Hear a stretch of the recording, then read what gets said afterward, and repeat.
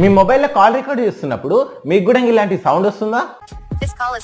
అయితే ఈ సౌండ్ ఎలా ఆపాలో ఈ వీడియోలో చెప్తాను. సో దానికోసం ముందు వీడియోని లైక్ చేసి సేవ్ అయితే చేసుకోండి.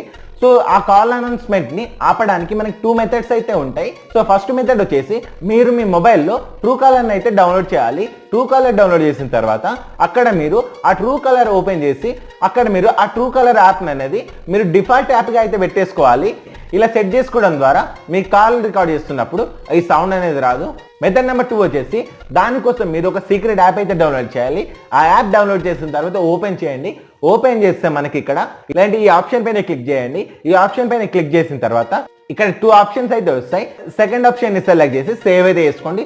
అంతే, ఇప్పటి నుండి మీ మొబైల్లో కాల్ రికార్డ్ చేస్తున్నప్పుడు ఇలాంటి సౌండ్ అనేది అస్సలు రాదు. సో మీకు ఆ యాప్ లింక్ కావాలనుకుంటే మన అకౌంట్ని ఫాలో చేసి కామెంట్లో కాల్ అండ్ కామెంట్ చేయండి. నేనే మీకు లింక్ డిఎన్ చేస్తాను. గుర్తుపెట్టుకోండి, మన అకౌంట్